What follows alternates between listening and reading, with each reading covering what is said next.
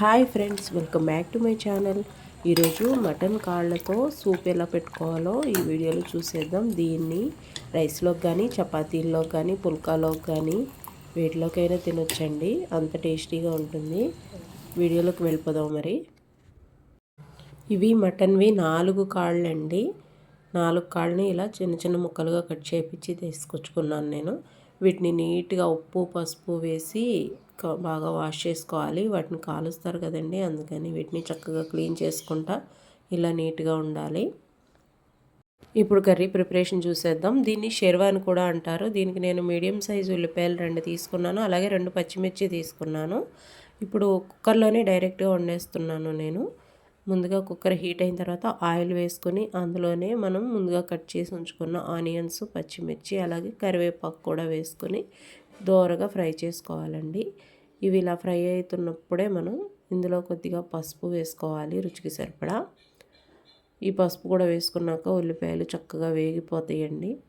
ఈ ఉల్లిపాయలు వేగిన తర్వాత ఇందులోనే కొద్దిగా అల్లం వెల్లుల్లి పేస్ట్ వేసుకుంటున్నాను నేను. అల్లం వెల్లుల్లి పేస్ట్ కూరకు సరిపడా వేసేసుకుంటున్నాను. ఇది కూడా బాగా ఫ్రై అవ్వాలండి. ఇది ఇలా ఫ్రై అయిపోయిన తర్వాత మనం ముందుగా నీట్గా వాష్ చేసి పెట్టుకున్నటువంటి ఈ మటన్ కాళ్ళ ముక్కల్ని కూడా ఇప్పుడు ఇందులో వేసేసుకుని చక్కగా ఉడకబెట్టుకోవాలండి. ఇవి ఎంత ఎక్కువసేపు ఉడికితే వాటి టేస్ట్ అంత బాగా వస్తుంది. ఈ పీసెస్ ఎంతసేపు ఆయిల్లో మగ్గితే అంత టేస్ట్ వస్తుంది కర్రీకి. కర్రీ అనొచ్చు, షేర్వా అనొచ్చు, ఎలా అయినా అనొచ్చండి. ఇవి ఇలా మగ్గుతున్నప్పుడే నేను రుచికి సరిపడా ఉప్పు వేసేసుకుంటున్నాను. ఉప్పు వేయడం వల్ల ఏమవుతుందంటే ముక్కలు చక్కగా మగ్గుతాయి అన్నమాట. ఉప్పు మొత్తం కూడా ముక్కలకి పట్టేలాగా ఇలా చక్కగా కలుపుకోవాలి. ఇవి కొద్దిసేపు మగ్గిన తర్వాత ఇందులో మనం రుచికి సరిపడా కారం కూడా వేసేసుకుంటున్నాను. దీనికి నేను 1½ స్పూన్ కారం వేసుకున్నాను.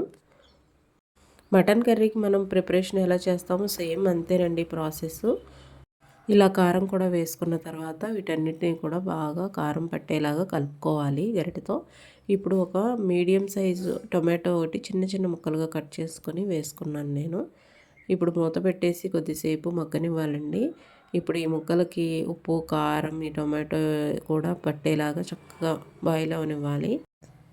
ఇప్పుడు మనం షేర్వాకి ఎంత కావాలనుకుంటున్నామో అంత సరిపడా వాటర్ పోసేసుకొని కుక్కర్లో పెట్టాను కదండి నేను. కుక్కర్ మూత పెట్టేసుకొని వీటన్నిటికీ చక్కగా కలిసేలాగా ఇలా తిప్పుకొని కలిపేసుకొని ఇప్పుడు కుక్కర్ మూత పెట్టేసుకొని విజిల్ పెట్టేసుకోవడమే. ఈ విజిల్ వచ్చేలోపు మనం దీనికి సరిపడా మసాలా రెడీ చేసుకుందాము. ఈ మసాలా కోసం నేను ధనియాలు, జీడిపప్పు, అలాగే 1 ఇంచు దాల్చిన చెక్క, ఒక 5 లవంగాలు, చిన్న కొబ్బరి ముక్క, అలాగే 4 వెల్లుల్లి రెబ్బలు తీసుకున్నాను. వీటన్నిటి కూడా మెత్తగా పేస్ట్ లాగా రుబ్బుకోవాలి. ఇప్పుడు కుక్కర్ గాలి పోయిందండి, మొత్తం విజిల్ తీసేస్తున్నాను నేను. దీన్ని నేను ఒక 10 విజిల్స్ వచ్చేంత వరకు పెట్టానండి కుక్కరు. చూసారా ఎంత మెత్తగా ఉడికిపోయిందో. చాలా ఈజీ అండి, ఇది సింపుల్గా చేసేసుకోవచ్చు, అలాగే టేస్టీగా కూడా చేసుకోవచ్చు. ఇప్పుడు మనం మెత్తగా నూరి ఉంచుకొని మసాలా పేస్ట్ మొత్తం ఇందులో వేసేసుకుంటున్నాను.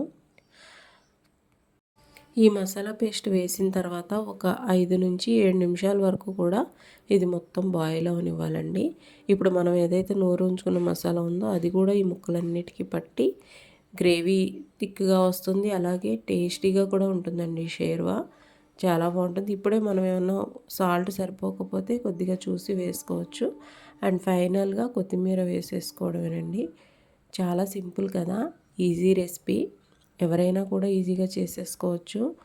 నా వీడియో కనుక నచ్చితే ఒక లైక్ చేయండి ఫ్రెండ్స్. వీలైతే మీ ఫ్రెండ్స్ అండ్ ఫ్యామిలీ మెంబర్స్కి షేర్ చేయండి.